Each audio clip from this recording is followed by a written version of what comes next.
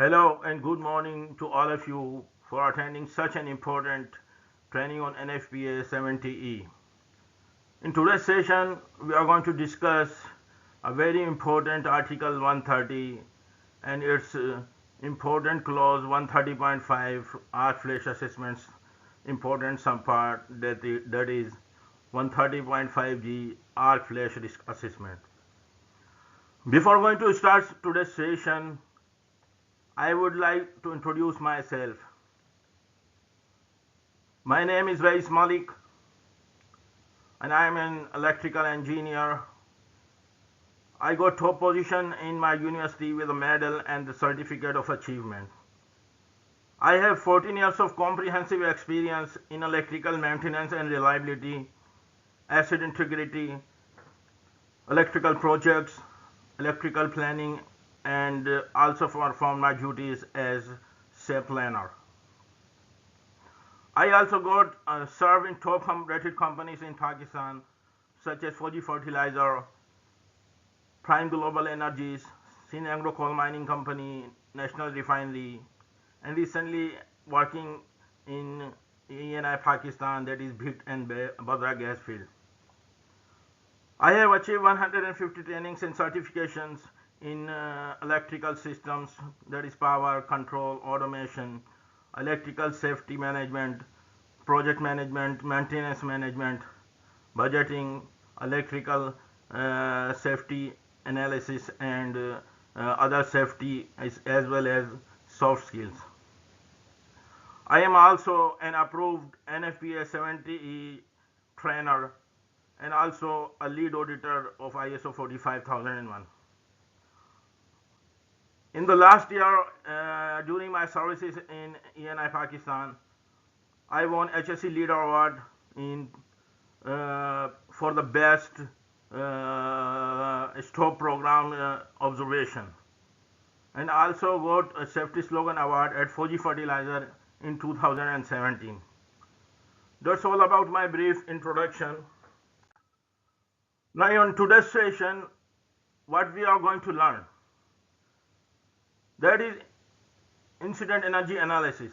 So we are going to discuss what is an incident energy, then factors on which incident energy depends, then we are going to calculate or we are going to discuss arc flash boundary and calculate incident energy. Then based on calculated incident energy, we are going to discuss how we can select PPE for arc flash hazards. Then we are going to develop and design the equipment labeling based on incident energy. And then in the last, we are going to discuss the engineering controls and their impacts on incident energy and how we are going to reduce the incident energy by using engineering controls. And then in the last, we will going to summarize the key takeaways and the lesson learned in our session.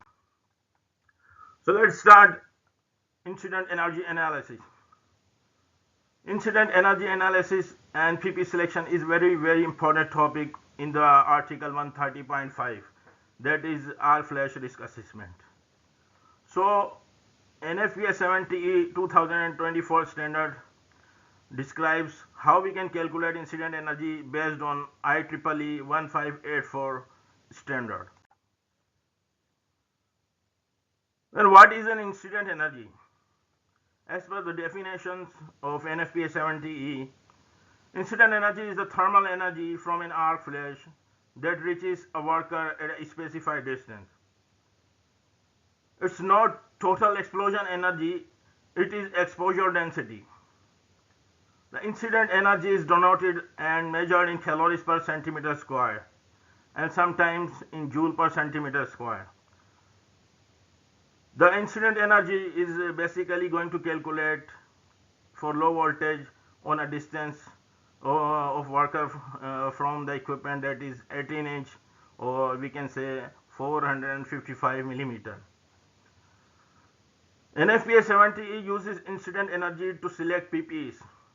How we going to save employees when any employee is working on a live equipment that persists or that has the capacity of arc flash hazard, and due to that arc flash hazard, the incident energy is going to arise and can damage to the health or of the employer.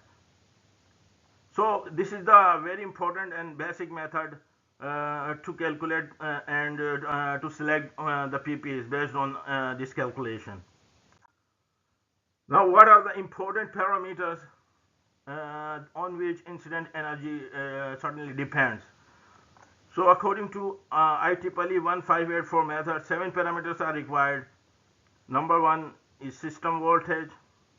Number 2 is how the LV switchgear is designed. It is a metal clad switchgear, it is or any other type of the switchgear, that depends on the design factor. And the third one is available voltage fault current. And the fourth one is the gap between the three-phase conductors on which the person will going to work on a live equipment. And the fifth is the grounding system, how the system is grounded. It is either solidly grounded or grounded by a resistor or reactance or any other type of grounding. And the working distance between the live equipment and the person, that is 18 inch or maybe 12 inch, or depends on the situation, either 24 or 36 inch. And the seventh and the most crucial and important factor is arc duration, the time required by the relay to clear the fault. That we call is arc duration or clearance time.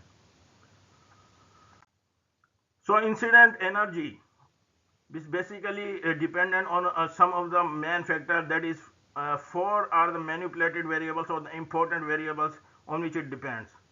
Number 1, that is on arc power, that is the multiplier of voltage and the current magnitude. Number 2, duration, the time the arc persists before protection trips. And the number 3 is the square of the distance between live equipment on which the person works and its distance between both of them. So other factor is the enclosure factor, where the energy is focused or allowed to escape during arc flash. So incident energy analysis increases as long as the arc is stronger and it lasts stronger. And it also depends how closer is the person working on the equipment, or it also depends on the design of the equipment. So these are the very important factors, are the very important factors on which incident energy depends. Now we are going to discuss each parameter, that is working distance.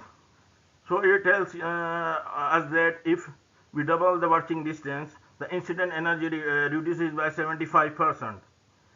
Let's see in the picture, when we have a distance of 12 inch, the incident energy is all about, we can say that 18 calories per centimeter square. That is extremely dangerous. When we move further from the live equipment, then on 18 inch the incident energy is 8.5 calories per centimeter square. Then if we are going to increase the distance twice, then at 36 inch the incident energy reduces to 2.5 calories per centimeter square. So what is the working distance? As we already discussed, the distance from the arc source to the worker's face or chest.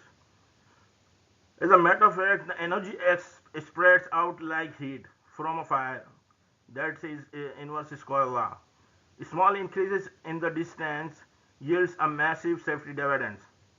How are we going to explain that? If we move away from the live equipment on which the person is working, the incident energy is drastically reduced.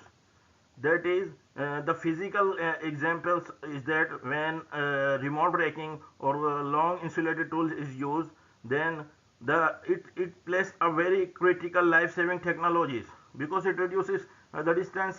So subsequently the arc or incident energy is reduced. So the other parameter is fault current.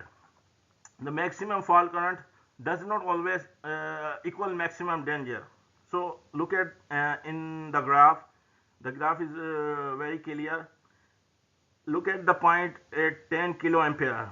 the amount of clearing the time is 0.6 seconds. So the incident energy is 6 calories per centimeter square. But look at that, the current, when the current in the curve is 50 kiloampere instant trip, and the time for the clearness of the fault is 0.05 seconds, then the incident energy is about 4 calories per centimeter square. When look at the peak point, that is 25 kiloampere, that is the peak of the curve. At that point, the current is 25 kiloampere, but the clearance time is 0.4 seconds.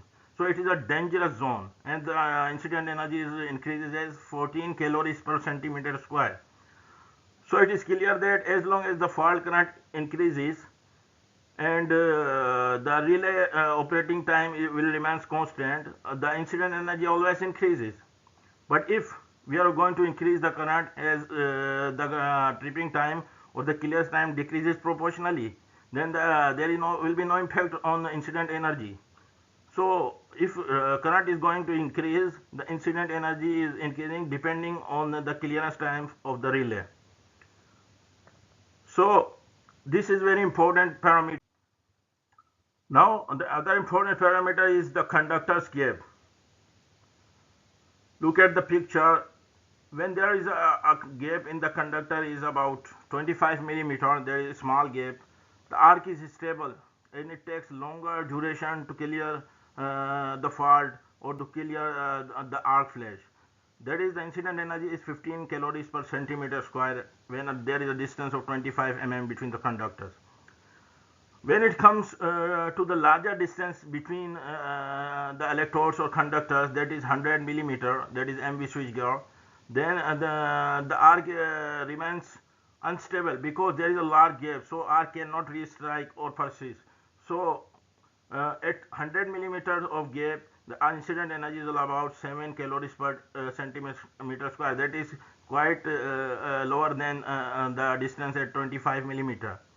So it is a very important parameter, and that's why the IEEE 1584 models gave width as a primary variable.